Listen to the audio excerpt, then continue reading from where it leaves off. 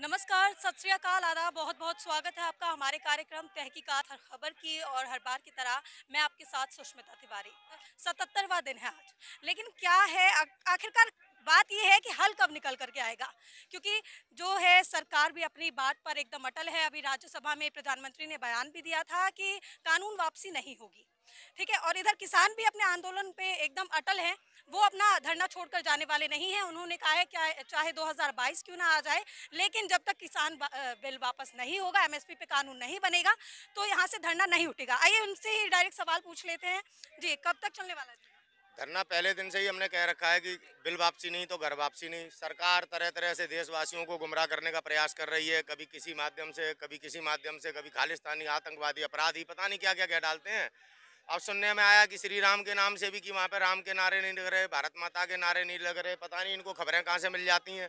एक भी इनका बड़ा चैनल का एंकर है ना जो स्टूडियो में बैठ के बातें करते हैं, वो आज तक नहीं चमके। इस दिन एडवांस में दिखाया जा रहा था कि आंदोलन खत्म हो गया। तो आज देश समझ चुका है कि मीडिया किस प्रकार से झूठ बोल रहा है।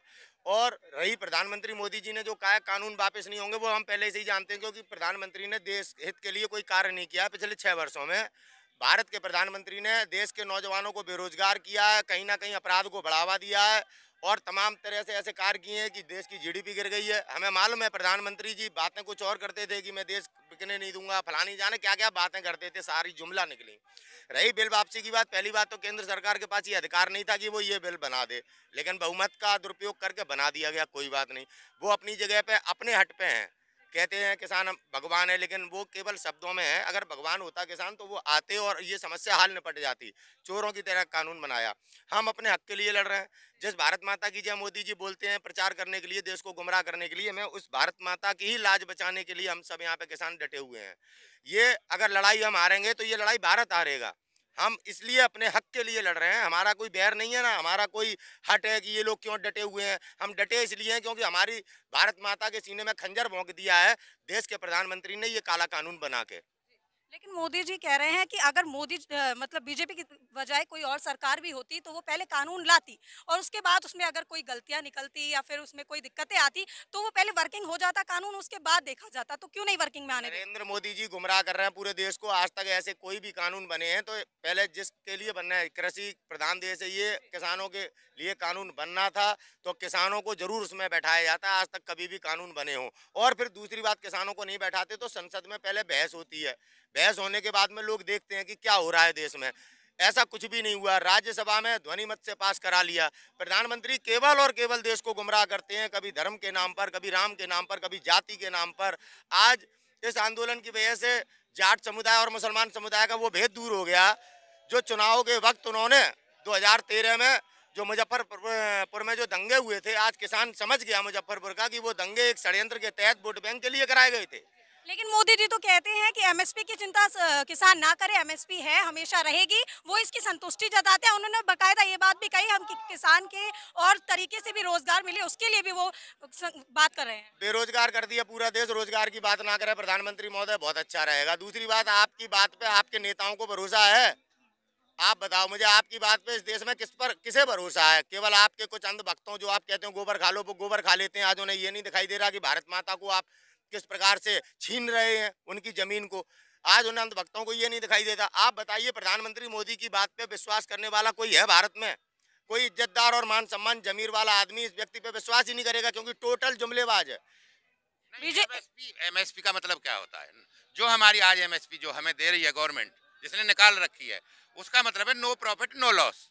जो रेट है हमारा, वो स्वामीनाथन आयोग से तो है नहीं। जो स्वामीनाथन आयोग की रिपोर्ट लगनी थी आज से 8 साल पहले, वो अभी तक नहीं लगी है। और जिसमें हमें प्रॉफिट मिलता 50%, ये तो अभी नो प्रॉफिट नो लॉस वाली है एमएसपी है जो। और हम कह रहे हैं एमएसपी है तो सही, लेकिन उसमें खरीदता कौन है? जब खरीदेगा एमएसपी की तो तभी तो मान्यता होगी।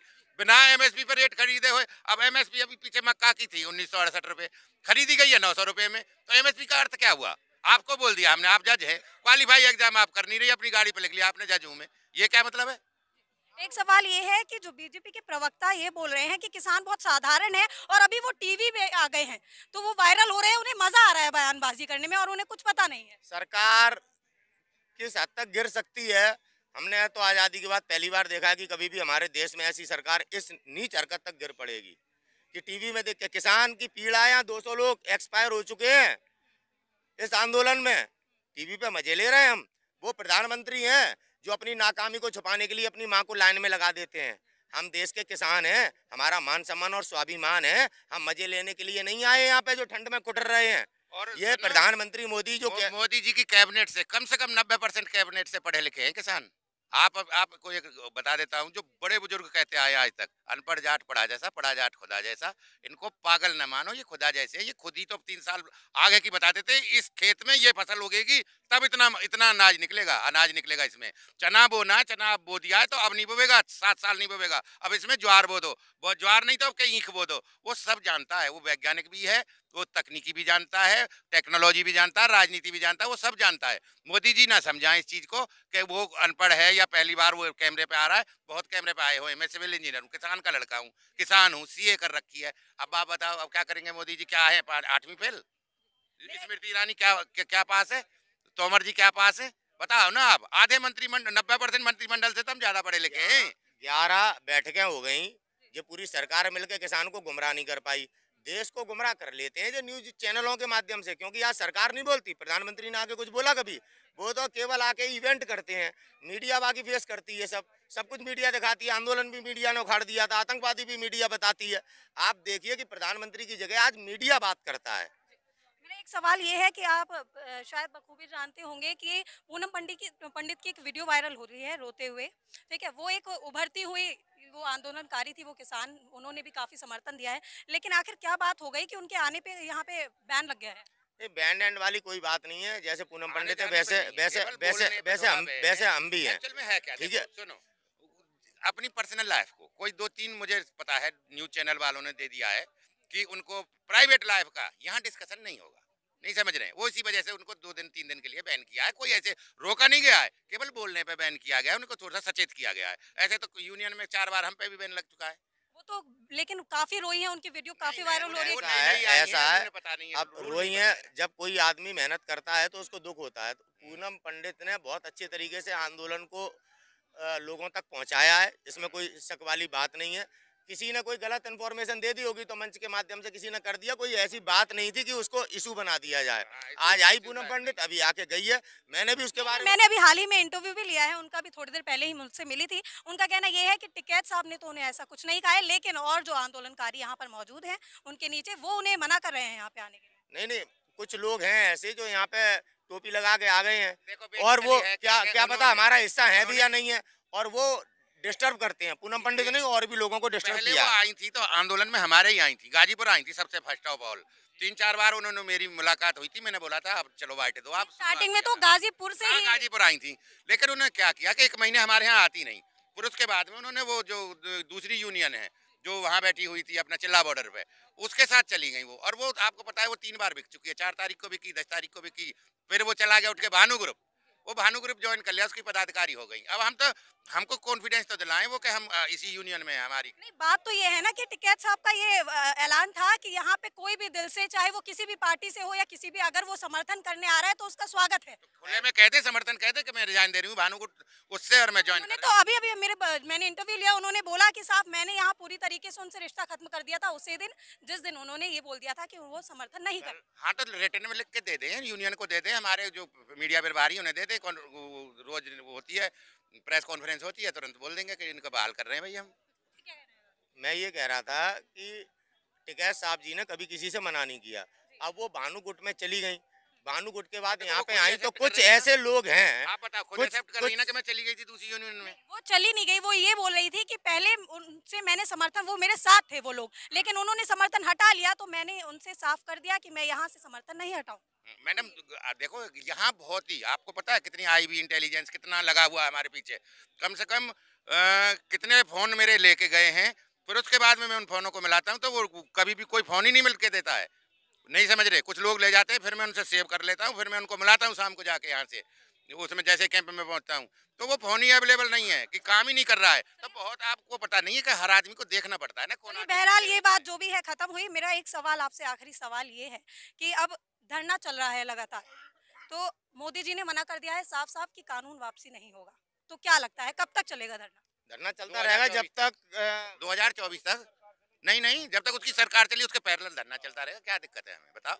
हमें तो खुद ही पैदा करते हैं, खुद ही लाते रहेंगे। रोज ट्रॉली भर भर के गांव से दूध आ रहा है, ये इसका अलीगढ़ से आ गया, कल को मद्रास से आ जाता है, अगले दिन हाथरस से आ जाता है, फिर अगले दिन फिर मत लेकिन बीजेपी वो पे आ जाता है। हमें कोई टेंशन नहीं है। लेकिन बीजेपी के प्रवक्ता बोल रहे हैं बस कुछ किसान हैं इनके ना वोट देने से क्या हो जाएगा। कुछ कुछ नहीं नहीं, अब उन्हें पता चल जाएगी। देखो अब आप देख रहे हैं हमारी 15 दिन में, आप देख रहे हैं कितनी महापंचायत हो चुकी हैं। धीरे धीरे हम इसको एक्सटेंड कर रहे हैं। अब राजस्थान होनी शुरू हो गई है, कल हुई है बहुत बड़ी राजस्थान भरतपुर में, 12 हुई है, क्या नाम है बालाजी में हुई है। ऐसे ही धीरे धीरे हमारी सारी बढ़ते जा रहे हैं। हम तो आगे को हमें तो कवर करना है। जो हवा है, हवा सदा पश्चिम से चलती है।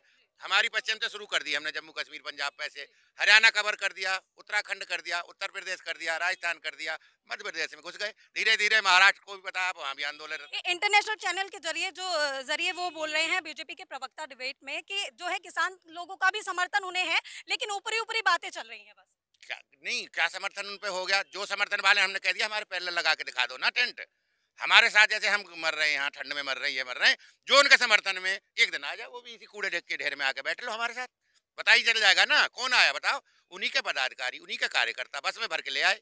नहीं समझ रहे? अब बस में भर के तो ले आओ। ऐसे तो इनकी पूरी गवर्नमेंट है यार, स्टेट गवर्नमेंट है इनकी 15 है, उसके बाद में सेंट्रल गवर्नमेंट है। कहीं भी कोई भी मंत्री पकड़ के इतने तो 100 200 400 आदमी ला के तो मिला देगा। आपसे मिलवा देते 1000 आ जाएंगे। आप एक बार कॉल कर लो, किसान 1000 आ जाएंगे नकली बन के। जैसा कि आपने सुना ही है कि धरने को बदनाम करने की तो पूरी कोशिश कर ही रही है सरकार, या फिर कुछ जो ऐसे लोग हैं जिससे कि धरना बदनाम हो जाए और धरना जल्द से जल्द बंद हो जाए। और किसान कह रहे हैं कि आखिरकार जब तक बिल वापसी नहीं होगी, एमएसपी पे कानून नहीं बनाया जाता, तब तक धरना वापसी नहीं होगा। हमारे साथ जुड़े रहिए और तहकीकात पर देखते रहिए हर खबर सबसे पहले। नमस्कार।